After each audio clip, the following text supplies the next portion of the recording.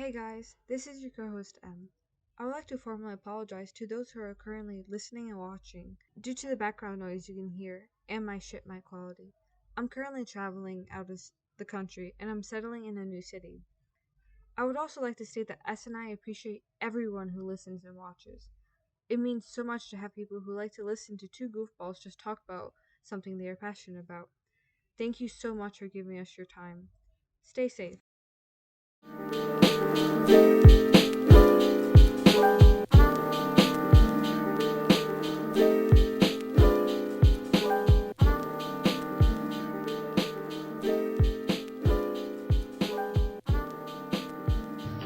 Welcome to Toonshay, the podcast where we talk about the animation of today, yesterday, and tomorrow. My name is Perry the Platypus, joined by Mickey Mouse. And today we're going to be talking about the Disney Channel. But first, we're going to jump right into some animation news. The Powerpuff Girls live-action reboot announced for CW was announced to be being repiloted after the original pilot got rejected by the network. The show is still going to exist, it's just they're going to redo the first episode. And as soon as the news came out, the script for the pilot actually got leaked as well. You can look it up on Google. It's right there. I thought the script was very awful. There was a lot of really cringy jokes, and I hope that they really sit down and rework that show, also, even though I don't. Yeah. Be careful sharing that script around. You will get DMCA'd, and it's just really bad. That's like the only reason why people knew that it was like real was because they like took it. The original post got taken down. It's really awful. Even though I'm not gonna watch that show in the first place, so I really don't care. It's like Riverdale writing, but worse. Like they somehow made it worse. Poor Craig McCracken.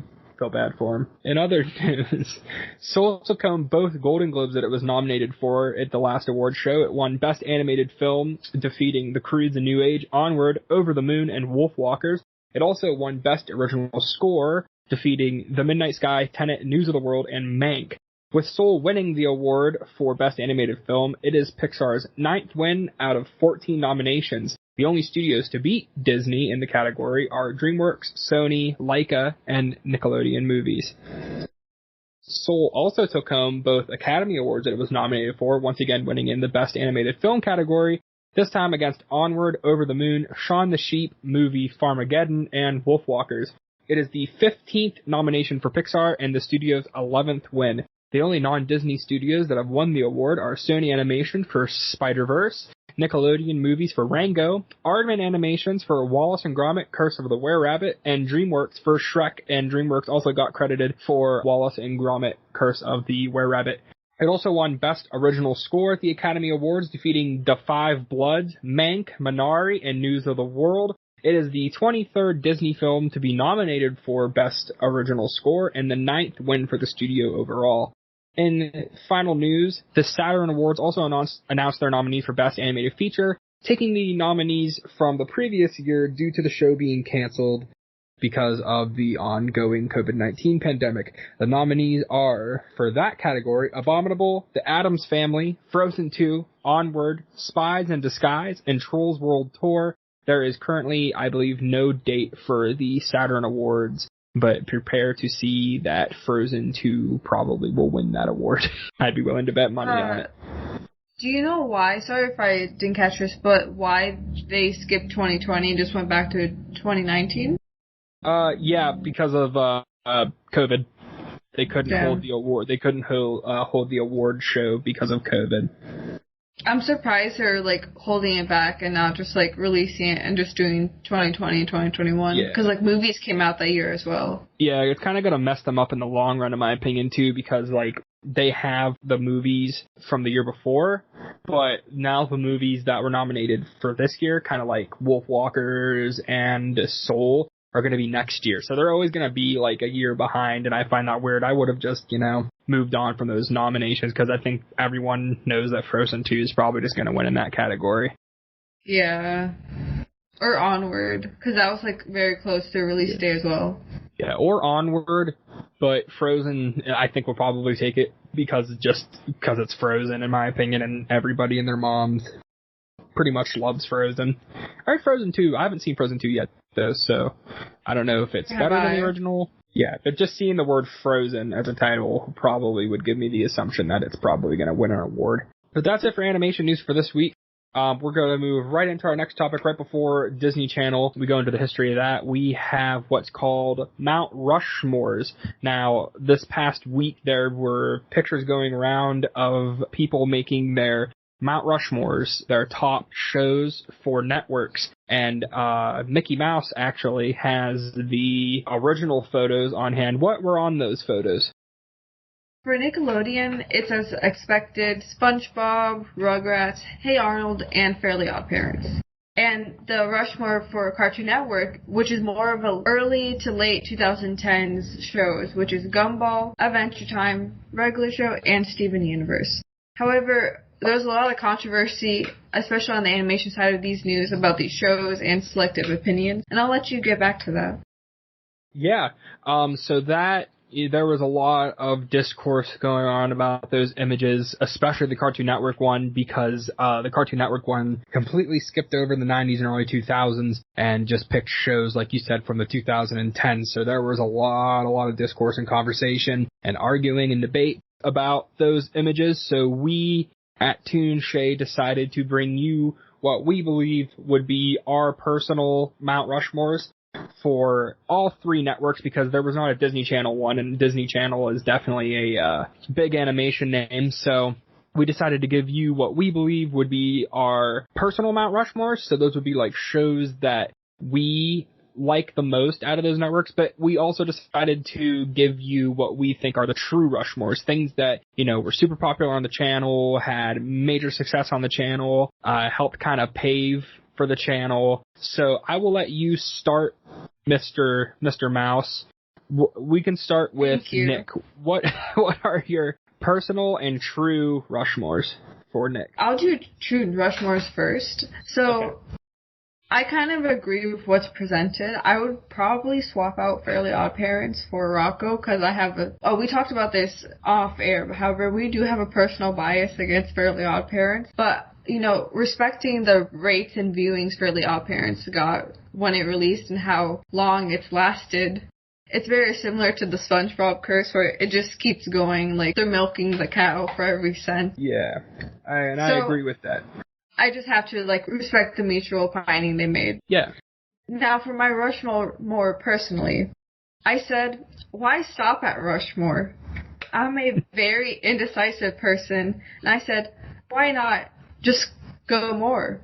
So I have the Pyramids of Nick, which is SpongeBob, Avatar, Real Monsters, El Tigre, and Jimmy Neutron. Because I feel like those are shows I was very fond of as a kid. Yeah, those are good picks. I like those. And I'll let you go for Nick. So, my true Rushmore for Nickelodeon is pretty much the same as the original image. I think that image pretty much almost nailed it on the head, other than Fairly OddParents. I have SpongeBob, Hey Arnold, I have Avatar, and then I have Rugrats. I think Avatar, honestly, to this day, still holds as probably Nickelodeon's most critically, quality best show, probably of all time. Everybody that, I've talked to about the show, who watched it when they grew up, and people who I talked to that have rewatched it due to it being released on Netflix say pretty much the entire show is just super, super great from first episode to last episode, This is animation news.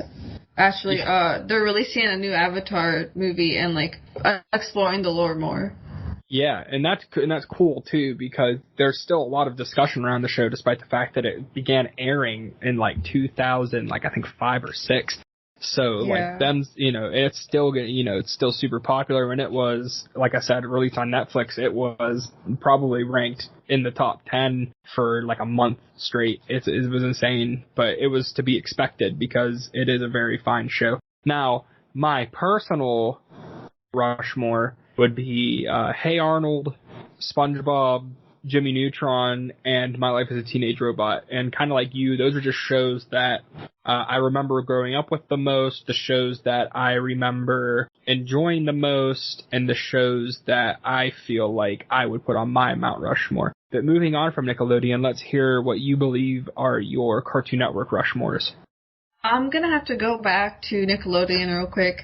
I think the ultimate tier of Rushmore is all Rocket Power. Just all the heads are Sir Tito and the main cast. No, and stop. On to the Cartoon Network overall. I tried ranging from like late 90s, early 2000s, and the 2010s. However, I do notice that I did miss a lot of the 90s era where it was more geometric animation such as Dexter's Laboratory and Cow and Chicken. So my overall is Ben 10, Powerpuff Girls, Adventure Time, and Foster's Home. Okay. However, similar to my Nickelodeon one where I'm very indecisive, I have the Eiffel Tower, which is one building. I don't know why.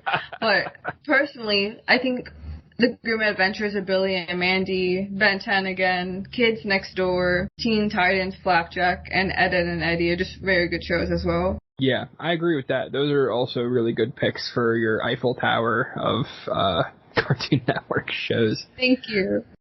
For me, my true Rushmore for Cartoon Network is regular show Grim Adventures of Billy and Mandy, Chowder, and Powerpuff Girls. I think all four of those shows did fine for the network. I think they were all, critically enjoyed. Me personally, I also enjoyed them, but that brings me to my personal list, which would be Grim Adventures of Billy and Mandy, Chowder, Courage of the Cowardly Dog, and Total Drama Island. Oh shit. Yeah. I forgot about the last two. I love those. I picked I'm adding Total more. Drama.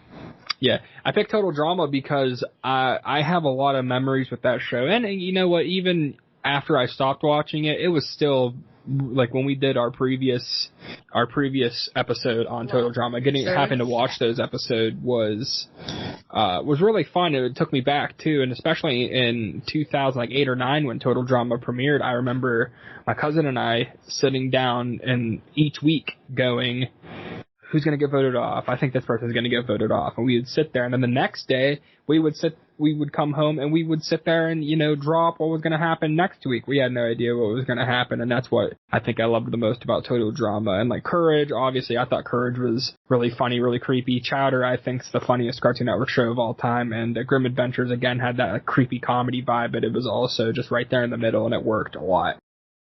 I agree. I'm also stealing yours and adding it to the tower.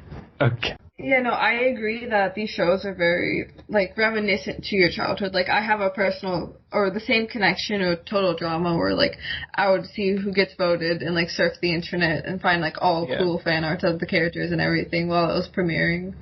Honorable mention on my personal to Adventure Time, because in an era where animation was kind of starting to become a second thought to reality, and live action, Adventure Time came in and kicked ass, and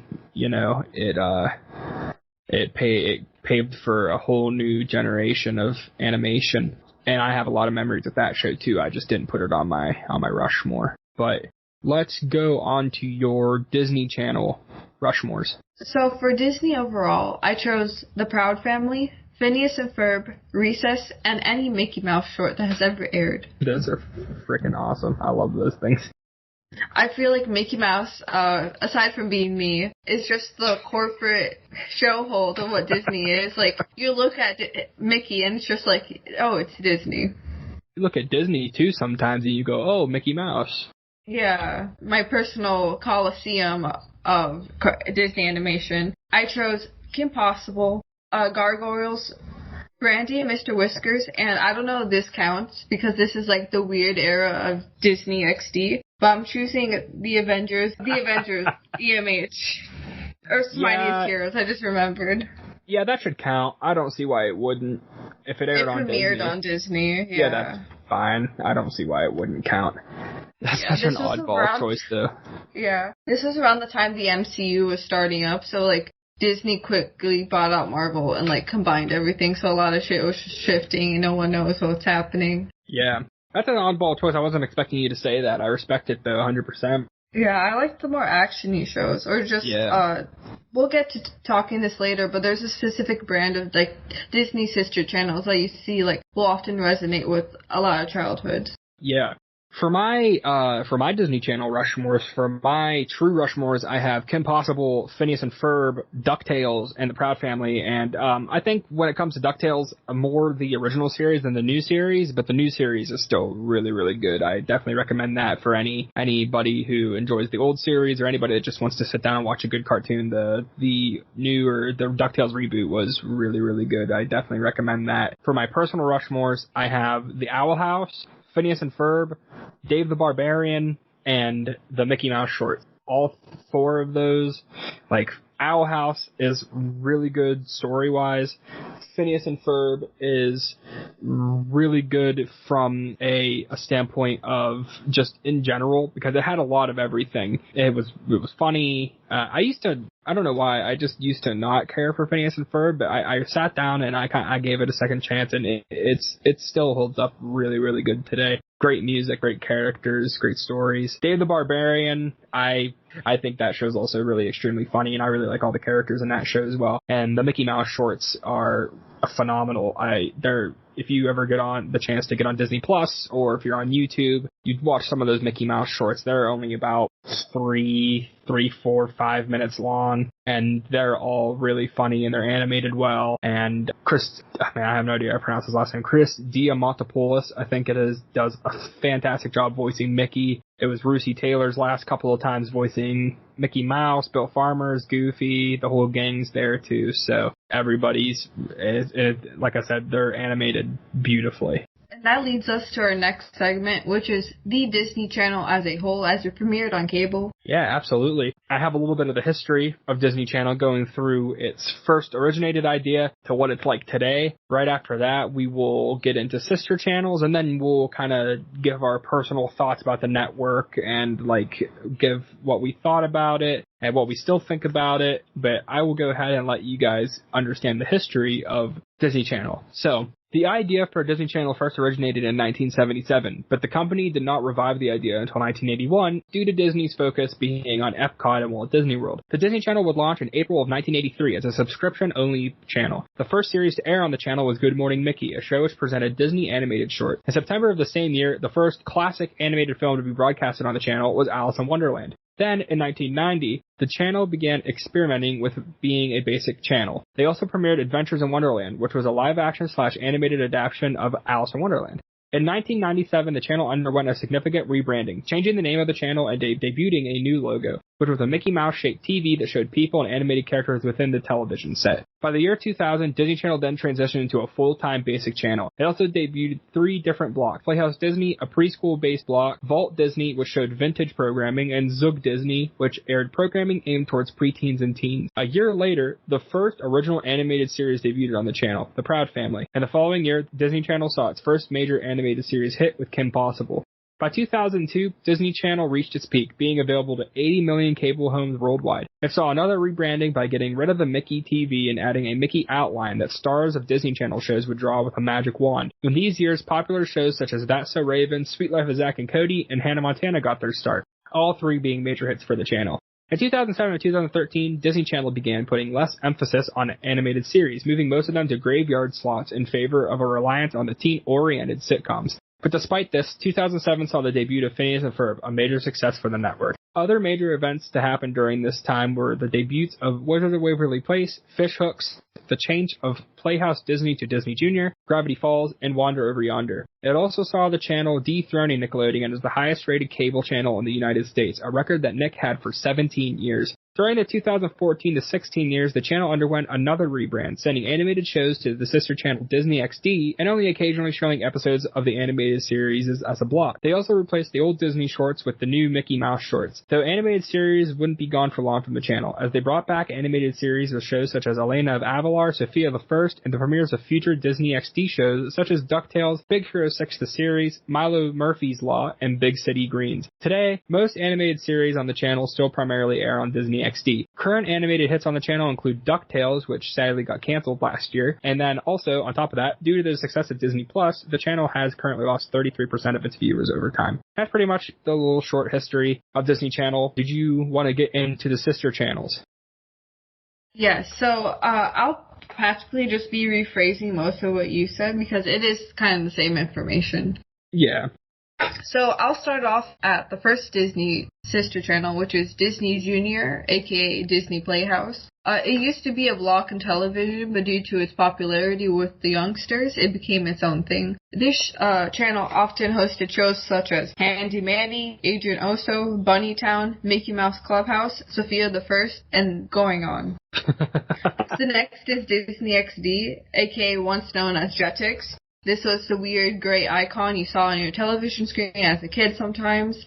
Disney XD often held more action and more kind of preteen to teenager shows. And fun fact, XD has no meaning. Like, it's not the laughing emoji or anything, it's just XD. The shows that premiered on Disney XD were those such as Lab Rats, Gravity Falls, Star Vs, a lot of anime. Like, I remember watching Naruto on Disney as a kid. I think as of now they premiere Pokemon and I think Digimon. It's one of those, like, Pokemon ripoff. And Phineas and Ferb. The last, which ceases to exist anymore, is Toon Disney. And this, Toon Disney was, like, a lot popular for a lot of cartoon shows you saw as a kid. So, like, once there was a Disney movie, like, let's say The Little Mermaid, and The Little Mermaid had a TV show running in the early 2000s, it would most often be on Toon Disney. And, like, similar to those in that category. There were 2 Lilo and Stitch shows, if I remember correctly, but more popular names are Fillmore, Kim Possible, Dave the Barbarian, Jake Long, American Dragon. And the last sister channel that we know of formally is Disney Plus, which we all know is the streaming service. Go stream Loki, you know, the usual. I think the first episode came out yesterday. Yes, I heard it's really good. Same. And Disney also had so many programming blocks that I'm just not going to make an effort to list them all. But it's how, like, they manage their schedule. You know, these sister channels are, when they run, it's mainly aimed at a certain demographic or topic, as seen with, like, Disney XD being towards teenagers and preschool, or Disney Playhouse is often as preschoolers.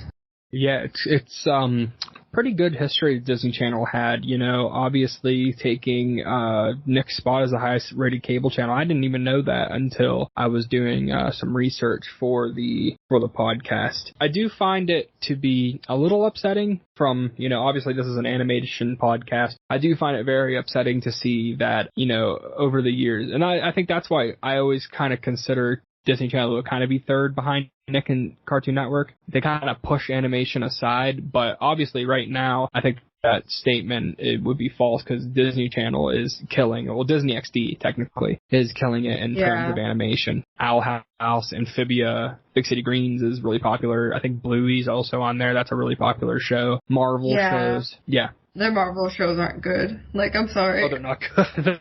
they're not good. But, you know, obviously, I think, you know, from a standpoint of when Disney Channel was at its, is it at its best? I think right now Disney Channel is at its best. It has hit after hit after hit. Now, like early 2000s, Kim Possible, Proud Family, stuff like that. Now that's really good stuff too. But I think right now, because like early 2010s, like Star Vs, Gravity Falls, that's really good too. Like late 2010s too, because that's when like stuff like Owl House and Amphibia started. Mid 2000, like 2000, like, whew, man, like 2007, like I said, the 2007 to 2013 years, they just kind of stopped. And no one's going to stay up until 3 or 4 in the morning to watch, you know, Lilo and Stitch or stuff like that. Or if you do, that's fine. More power to you. More power to you if you stay up until 3 in the morning to catch your favorite episode of Lilo and Stitch, the animated series. Leroy and Stitch. It was like a lot of spin-offs, and they just captured different aliens. Yeah, the guy I made the sandwiches. He was my favorite. But I know my personal opinion of the network is right now they're really good, but Disney Channel was definitely the last network I would turn to as a kid. Yeah. Because they also had like just a mix of live action shows too, like The Sweet Life on Deck, Lab Brats, and like yeah. And when I was a kid, like, I wasn't interested in that kind of stuff. I wanted to watch cartoons, so Disney Channel would be like, we're going to play an episode of Phineas and Ferb, and then we're going to play 8 sitcoms straight. I only knew Disney for anime and, like, the sitcoms. Like, I would go on and watch Hannah Montana. Off topic, but the first time that I ever watched an anime that wasn't Pokemon, it was when Nicktoons played Dragon Ball Z. Oh. They played Kai. But that's a different topic for another day. We're going to keep it going on here. A lot of Disney creators, like Alex Hirsch, to give him credit, like, he's called out the Disney production of that era. And I know, like, Star Versus also doesn't have the best production from what I've seen. Like, people who work there, like, with how it was formatted in the seasons, it's very weird how the last season formatted. And there's, like, a lot of drama surrounding it. Yeah, I didn't get to watch all of Star Versus, but I know, like, I go through Twitter a lot, and I have some people who have watched Star Versus, and, like, pretty much everybody that I talked to agreed that the final season was just really, it was shit. Yeah, really bad. Like, really, really super bad. I don't know, their production is weird. Like, especially for Disney shows. But to segment back on sister channels, Disney Junior, aka the preschool network, created to compete with Nick Jr., Cubo, and Universal Kids. It debuted in 1997, and in 2011, it was rebranded as Disney Junior and became its own channel by 2012. Toon Disney, which is the one with, like, most of all the animation, carried a mix of the Walt Disney Television Animation and Disney Channel produced animated programs, along with more third parties and films. Toon Disney was created to compete with Cartoon Network's Boomerang and Nicktoons. Disney XD, which replaced Toon Disney 2009, aired more action and comedy programming from Disney channels and Jetix. It is also currently the home for most of the animated programming for other channels such as DuckTales, Big City Greens, Milo Murphy's Law, and Owl House. Go watch Owl House Season 2. Please, go watch it. Please, I beg of you. But, yes, I think that Disney Channel as a whole is fine. Obviously, I think people remember Disney Channel, like a lot of early 2000s people grew up with that. Like my sister, she loved Kim Possible and Recess and stuff like that. When I was growing up, it's when they started kind of going more towards live action. But I know my little cousin, he really liked Witches of Waverly Place and Ant Farm and Zack and Cody. That's fine. If you like those live action shows, that's more power to you. But me personally, I'm an animation person. I'm still an animation person. I was an animation person. So that's why Disney Channel was always third for me when it came to flipping through the channels. But as a whole, Disney Channel's had, in my opinion, a lot of hits. I can't really think of too many misses. I'd have to do a lot more research to kind of think off the top of my head of a show that... I have one. What was that one with the puppet that was purple? Crash and... Oh, is that animation? I was thinking more about cartoons, but... Oh, shit. Crash. Oh, shit. There's one with, like, a fly called Maggie. The Secret Buzz of Maggie or something. Yeah, the Buzz on Mag. Oh, Crash and Bernstein is... Crash and Bernstein. Why? Let's rebrand. I'll be Bernstein. Yeah, I'll be... No, I want to be Bernstein. I don't want to be Crash. Wait, Crash the puppet? I don't know who's who.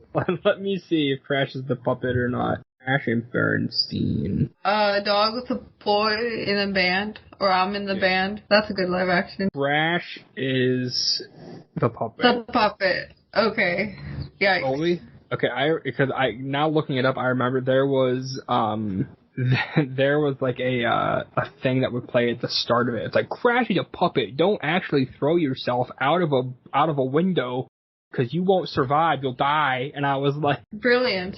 Bernstein warning. Okay, no, I can't find the warning, but I did find a lot of pictures of Crash. I have Crash as a Roblox skier on my avatar. I'm on the Crash and Bernstein wiki, and for some reason it says that it's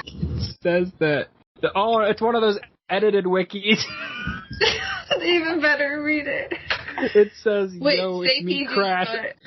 It says, yo, it's me, Crash. I am the character on the show. I'm at your front door. Crash and burn. And it said a guy named Wade, but the A and Wade is replaced with a 4, and I clicked on it, and the picture is a picture of Jack Black, and it says, chilling on the weekend like usual, watching SpongeBob and Scooby-Dooby-Doo. She took the wires to my PlayStation, she's doing too much. I didn't wipe my butt, I just pooped and got up. But Scooby-Dooby-Doo is spelled wrong, and it says Scobby-Dooby-Doo. Hold on, I'm looking at... Oh my god. The picture for Crash on the wiki is a picture of him that's in like one of those chapels that they paint. Oh no! Crash is an extremely crazy, loud, and evil puppet. Crash apparently becomes Wyatt's adopted brother. Crash also bathes in the toilet because he doesn't like going in public pools due to what people do in them. Crash attacks the people he loves, especially Wyatt. Crash uses himself for money. Crash can't spell, and his eyes were the inspiration for your mom. Once he was struck by lightning, which caused him to gain multiple personality. On November 30th, 2018, Crash sadly died in a fire caused by a dude breaking too many femurs. Oh my god, it's like the Mort wiki. Not a guess. The greatest wiki of all time. Oh my god, honestly, the wikis are so funny. Crash apparently likes mayonnaise on his sandwiches. Oh, I'm not gonna read that. Never mind. Never mind. That's not good. I can't read that on the podcast. I'll tell you what it says after, but I cannot read that on the podcast. We'll get in a lot of trouble. Crash is afraid of mustaches because of a trip to the doctor's office when he was stung by a scorpion. He later said, "Take me to Mount Rushmore. I want to dab on those haters, LMAO." New Rushmore, all Crash. New Rushmore, it's all Crash. I think that's a good enough way to segue out of the show for the week. I think we could probably get our outro going. Based on the current animation Disney has, Owl House, Amphibia, New City Greens, and The Ghost and Molly McGee. Yes, The Ghost and Molly McGee is coming soon. They aired the opening sequence. It's very good. It's got to be a musical comedy. It's got the guy who voiced Master Shake. He's in it. The guy who writes all the songs. Dana Snyder is his name, by the way, the guy that voices Shake. I want to give him some credit. Rob Cantor is also helping with songs. He did songs on Mucha Lucha and Lilo and Stitch, the series, and Yin Yang Yo. It's about a girl who moves to a new home and her room is being occupied by a ghost. The ghost tries to put a spell on her, and he finds himself forever cursed to be Molly's best friend. It looks very good. The opening sequence is really, really super good, too. The song's really catchy as well. I found myself singing it on my way to Kentucky to see my sister last month. So watch that. Owl House and Amphibia are both currently available on Disney+. Watch those as well.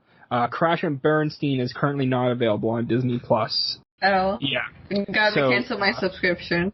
Yeah. Make sure you go to the Disney Plus requests site and you tell them to put Crash and Bernstein on Disney. Unedited lost tapes. Unedited. Behind the scenes. The uncensored version. I think Disney's also coming out. I don't know if this is animated, and it's part of the Marvel series. It's Moon Girl and the Dinosaur. That's not the title, actually, but it's like the Marvel dinosaur thing. Wait. And watch Luca. Luca comes out this month on Disney Plus. It looks really good. Watch that as well. It is not premium like Cruella, whose mom died from Dalmatians. You can watch that for free when it comes out. That death seems really stupid. Oh Lord. With that being said, we're gonna sign off for the week. We will see you next week, where we will be talking about what do you want to talk about next week? I'll let Mickey Mouse decide.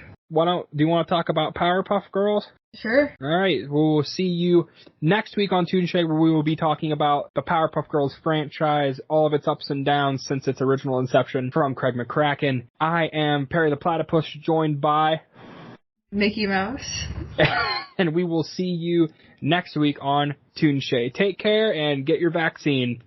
Take care. Be safe.